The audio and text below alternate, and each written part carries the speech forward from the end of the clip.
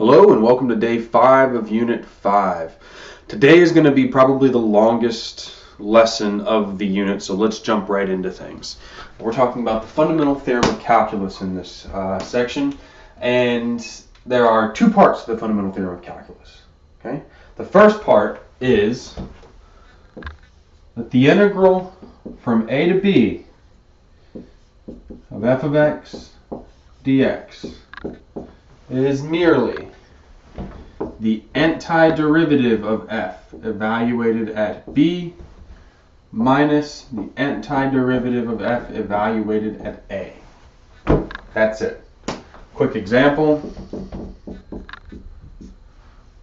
The integral of 3x dx from 1 to 2 is 3x squared over 2 evaluated from 1 to 2. In other words, 3 times 4 over 2 minus 3 times 1 over 2, which is 6 minus 3 halves.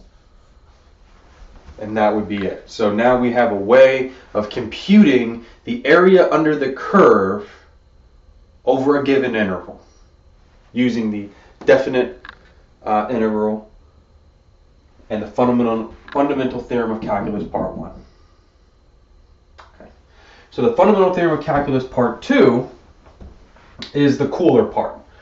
It's the part that says given a function g equals the integral from some constant value of a to some value x of a function f of t dt. Okay.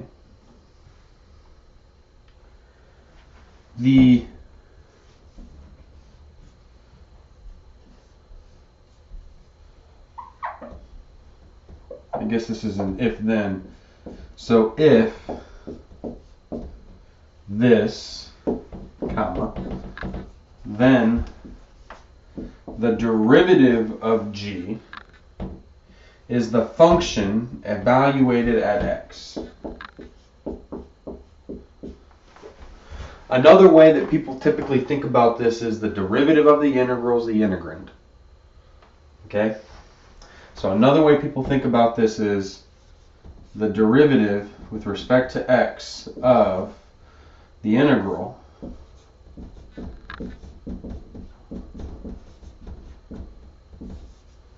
is the integrand. And that's it. The derivative of the integral is the integrand. You get the original function back. Okay? Now the mean value theorem, we had a mean value theorem for derivatives, and that was the mean value theorem said that on a continuous differentiable function, there was some point c where the instantaneous rate of change at that point was equal to the average rate of change. Well, this is sort of a similar idea, except it has to do with intervals. So it says that there is some point c, or I think your textbook uses the term x star. There's some value of x star, such that the integral from a to b of f of x dx is equal to f of x star times b minus a. Well, what does that look like? Graphically, what does that really mean? Well, it means that there is some place. So if I had a function like this in an interval a to b, okay.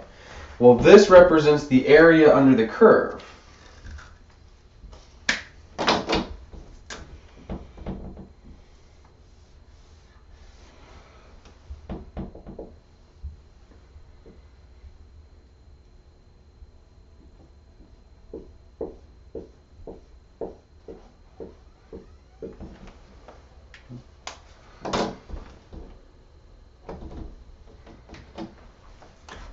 Says that there's some place where the area under the curve is equal to b minus a, which is this, times some value of f.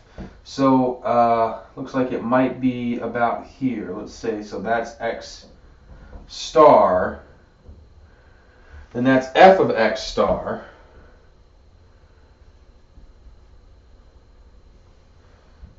Okay.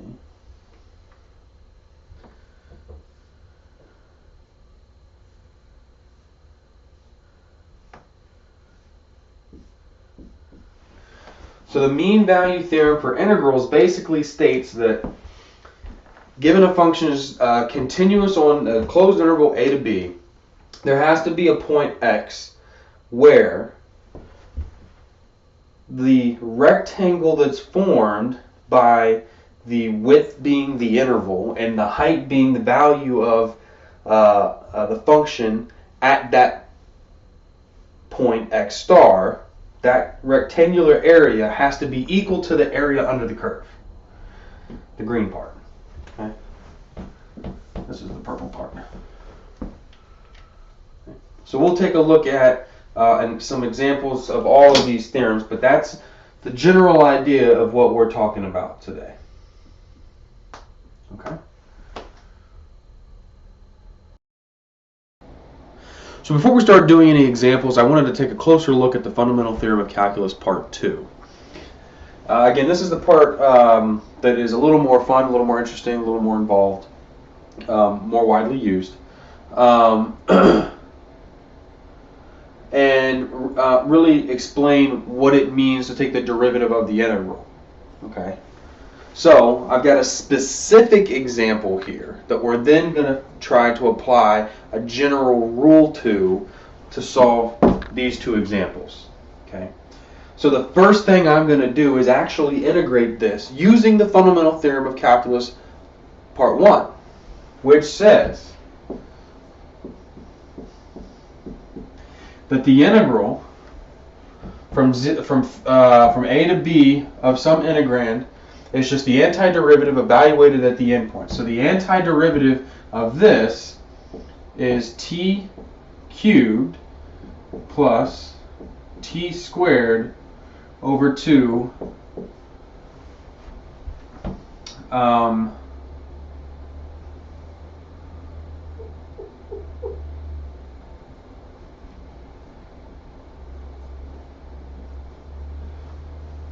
and then notationally, this is how we say evaluated from 3 to x.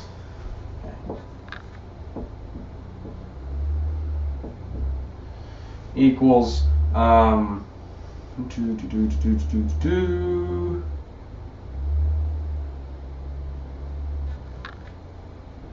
x cubed plus x squared over 2 minus, plug in 3, and I get 27 plus 9 over 2. Okay. So I get some function minus a constant. And now if I were to go through here and take the derivative of this, now the derivative of g of x. Well, the derivative of this is 3x squared plus 2x, plus x minus 0, because that constant goes away. So it didn't matter what that lower bound was as long as it was a constant, because that's going to end up being a constant regardless of what the lower bound is. And when I take the derivative of the constant, it disappears. Okay? So this boils down to g prime of x being that with x plugged into it. And that's the fundamental theorem of calculus part 2. The derivative of an integral is the integrand. That's it. But it just, the variable changes because I'm going from, I want the derivative of g, which is going to be with respect to x. Okay. Another way to think about this is if g of x equals the integral of f of t dt. If I were to take the integral of this, I get the antiderivative plus a constant. And then if I took the derivative of that, I'm going to get this thing, but without the c. Right? The c goes away. So when I take the derivative of the constant, it becomes 0. So we're going to apply that to this situation here. And we're going to do it in blue. Okay, so the derivative of g, the derivative of the integral, lower bound doesn't matter as long as it's a constant. So in this case, g prime is the square root of 1 plus x squared. Done. It's that easy. It's that easy.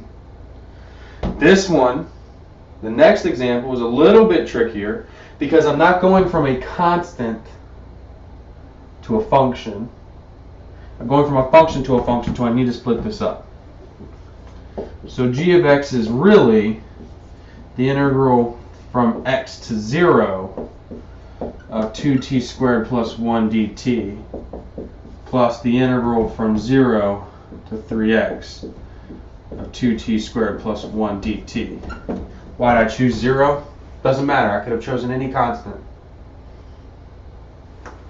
Now remember, this needs to be a constant to the function, not a function to a constant. So I need to flip those bounds, and when I flip those bounds, that becomes negative.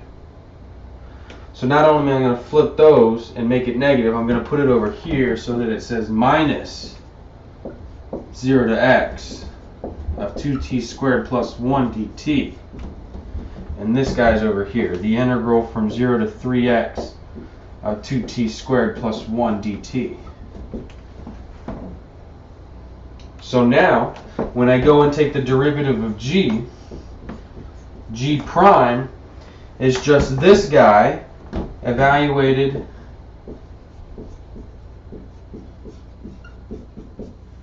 at the function minus this guy.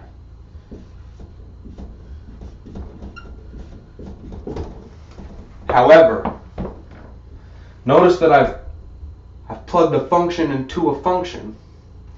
And since there's a derivative thing going on, a chain rule comes into play. And I got to multiply by the derivative of the inside of that. So it's 3 times 2 times 3x squared plus 1. You could think of multiplying this by the derivative of the inside, but the derivative of the inside there is 1. Okay. So that would be my answer a little more simply. It's 9 times 2 is 18 times 3 is 30, 40, 50, is it, what is it, 58,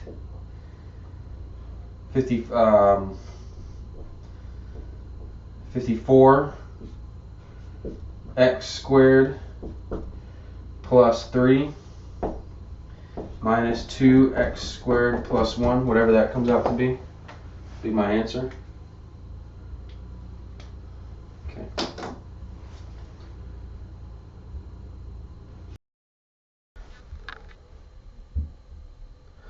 Okay, so we looked at an algebraic representation of the fundamental theorem of calculus part 2. Let's look at a graphical representation of the fundamental theorem of calculus part 2. Okay. So now what I have here is the graph of f. Okay. So this graph represents some function f, and I'm going to define a function g to be the integral from 0 to x of f of t. In other words, this function g represents the area under the curve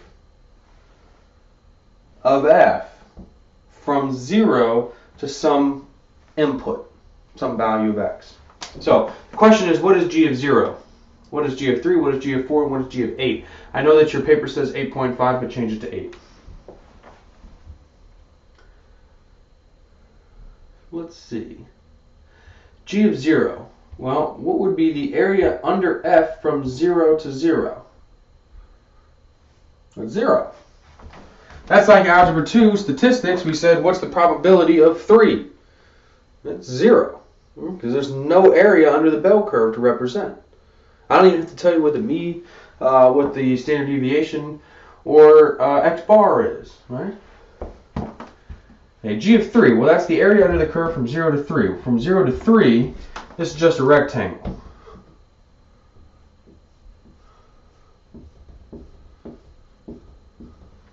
Has a width of 3 and a height of 2, so g of 3 is 6. Okay. And g of 4. In g of 4, we're adding this.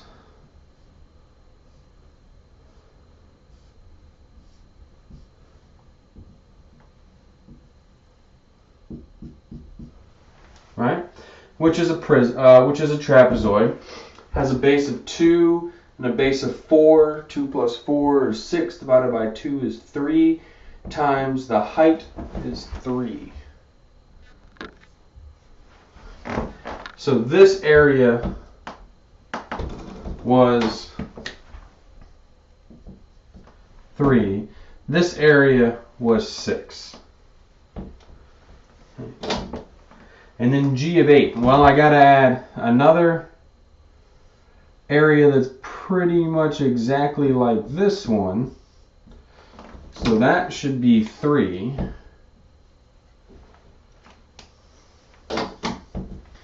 And then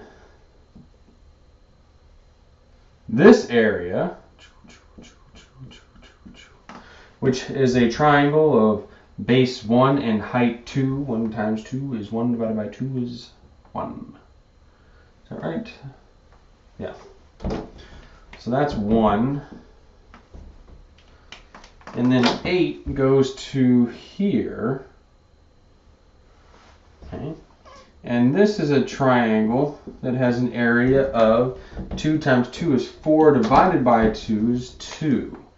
But don't forget it's below the x-axis, so it's negative. Okay, so g of 8 is going to be 6, 7, 8, 9, 10, 11, 12, 13, minus 2 is 11. Okay.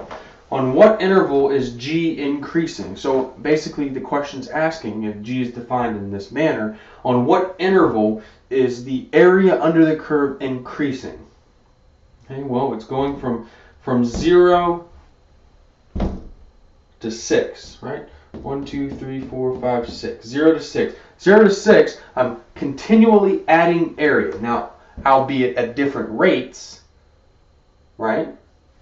Initially, I'm adding area at a constant rate, and then I'm adding area at an increasing rate, and then adding area at a decreasing rate. However, this still is the maximum area, because from here to here, I'm subtracting area.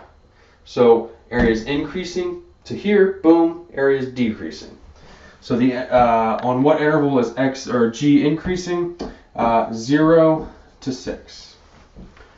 And where does g have a max? Well, it has a max at 6.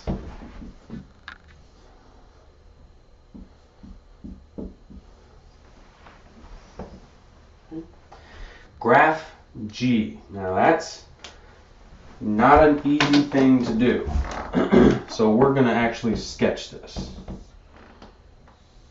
Okay. But we do have some points that we can use, right? We know that at 0, the area is 0. Okay. At 3, 1, 2, 3, the area should be 6. 1, 2, 3, 4, 5, 6. Okay. We also know that it gets there at a constant rate. Okay. And then from 3 to 4, we're increasing at an increasing rate. Okay.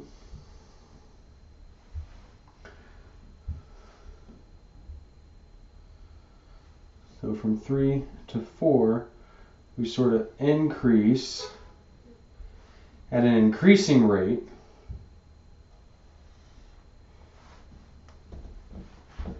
and then from 4 doesn't maybe increase that much. Let's see, at an increasing rate, and then at a decreasing rate to 5, 6, okay, and then we start going down.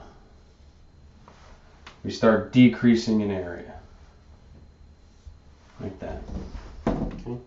So it looks something like that. Now, this is a straight line, this is concave up, and this whole interval here is concave down, because the rate of change of increasing area or decreasing area is negative. So that would be the graph of G.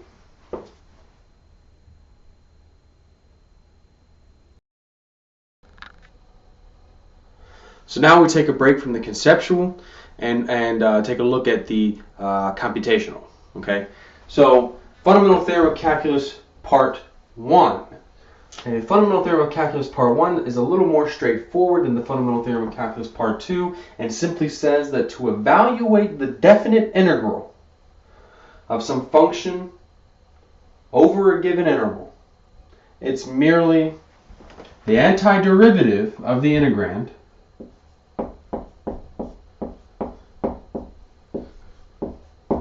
evaluated from -2 to 5.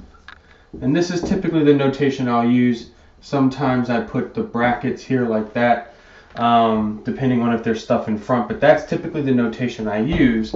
And what this means is plug in 5,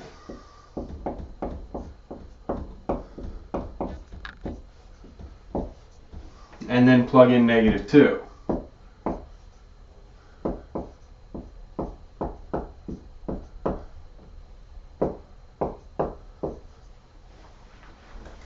Okay, or whatever that comes out to be. Let's see, what is that? 5 times 5 is 25. 25 times 25 is a lot. What's 625? 625 over 4 plus 10 minus, that 2 times 2 is 4 times 2 is 8 times 2 is 16. 16 over 4, which is 4, minus 4. Those cancel, I get 624. 625. 625 over 4 plus 10, or what is that really? 40 over 4. So 665 over 4. It's an answer.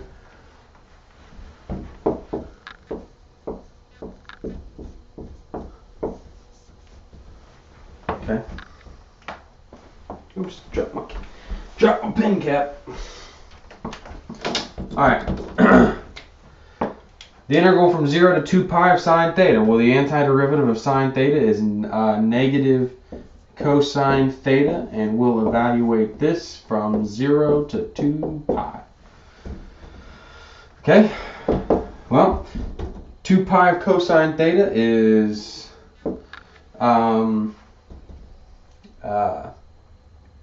1 minus cosine of 0 is 1. So -1 minus -1 is 0. Interesting. 0. Well, let's see if we can make sense of this. What does sine theta look like when you graph it?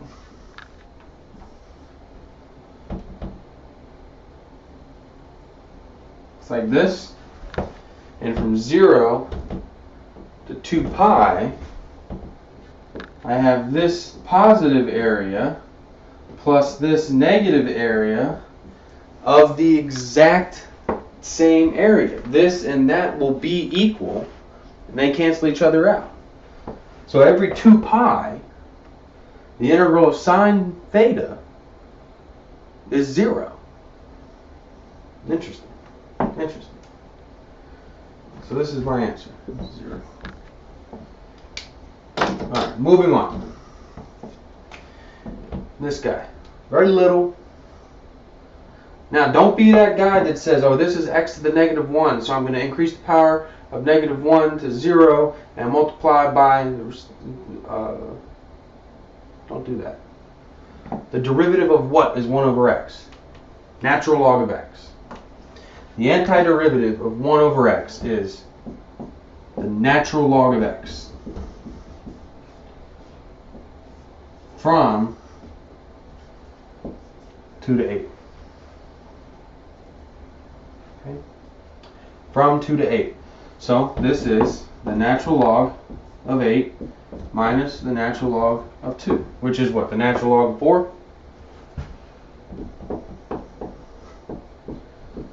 Because of log rules, 8 divided by 2,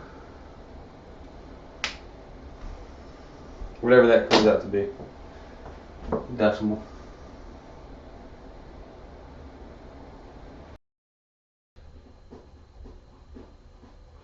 Okay, so now we're going to take a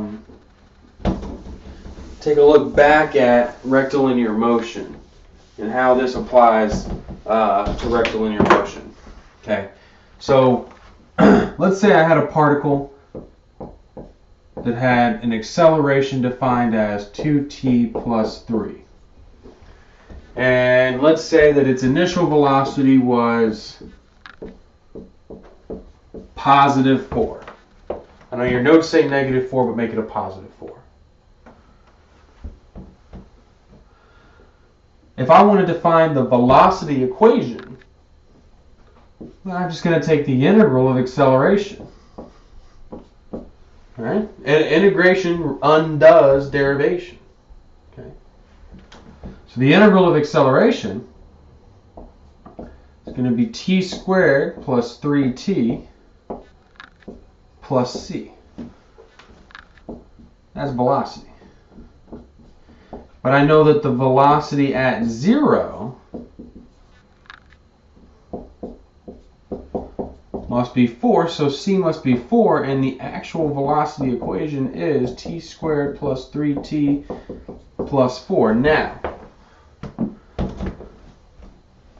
a theorem that I didn't introduce at the beginning of the lesson is the total change theorem, accumulation.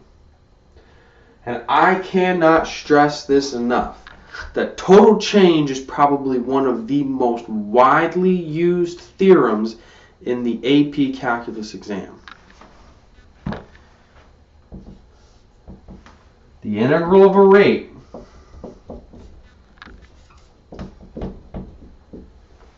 is equal to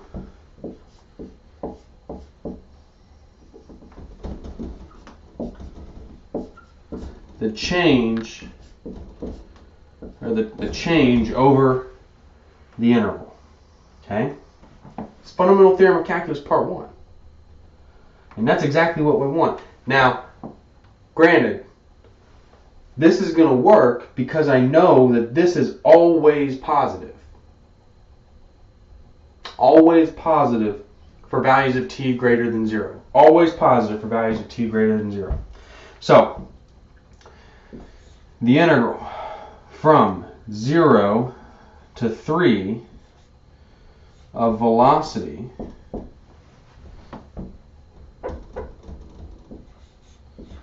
dt is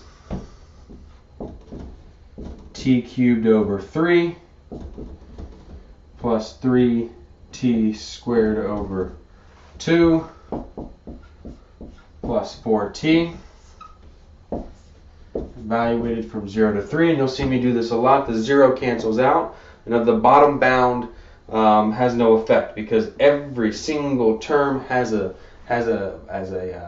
t in it. So when I plug in 0 to t, I get 0. So the only thing I need to evaluate really here is with the 3. Well, 3 cubed is 27 divided by 3 is 9. 3 squared is 9 times 3 is 27 divided by 2 is 27 over 2. Plus 12 gives me, let's see, 12 and 9 is, 13? 23 plus 27 over 2. So that's a fine answer. There's no need to go any further than that. 23 plus 27 over 2 is a number, and it's the right number. This represents the total distance traveled from 0 to 3. Total distance traveled. Okay.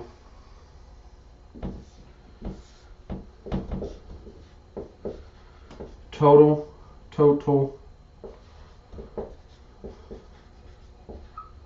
distance.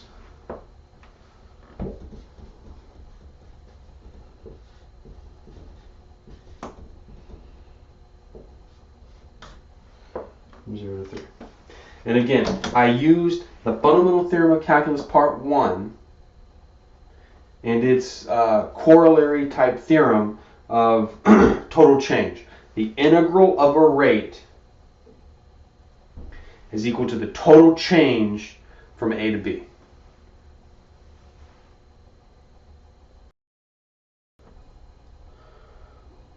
Okay, so last but certainly not least is an example of the mean value theorem for integrals. Okay? So it says find the value of c such that the integral from -1 to 2 of 1 minus x or 1 plus x squared dx is equal to f of c times b minus a. And I wrote b minus a thinking of the theorem, and what I meant to write was 2 minus -1, because that's b minus a. Well, let's see. I have to integrate this first. Okay. And that's going to be x plus x cubed over 3 evaluated from -1 to 2 equals f of c times 2 minus -1. Okay. So this is 2 plus 8 over 3 minus -1 minus a third. So I have 2 minus -1 is 3, and 8/3 minus a -1/3 is 8/3 plus a third, which is 9/3, which is 3. Right? So that is 6. So this is 6. So 6 equals f of c. Well, f is 1 plus x squared. So 1 plus c squared. Okay. Is 2 plus 1, which is 3. Divide both sides by 3, I get 2 equals 1 plus c squared. Subtract 1 is 1. And c must be plus or minus 1. However, so there's actually two values because it has to be between -1 and 2 inclusive. So in fact, one of the endpoints, -1, and some point between -1 and 2, +1, will have this property. Well, we can prove that that's the case by looking at the graph. Okay. This is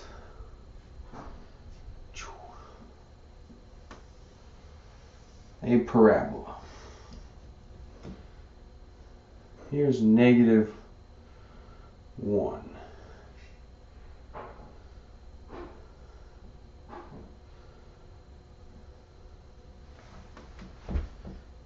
-1 is going to be up there at 2. And 2 is going to be up there at 5. So, the area in green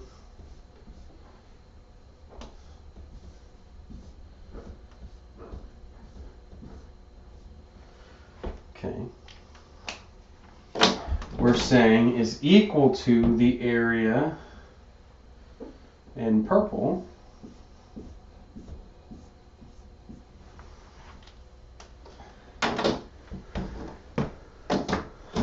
And there are 1,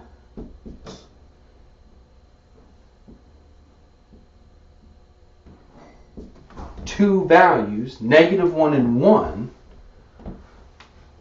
such that when I plug them into the function, the height is exactly what I need in order to obtain a width times a height that gives me that purple area that is equal to the green area. Okay. And that's the mean value theorem for integrals.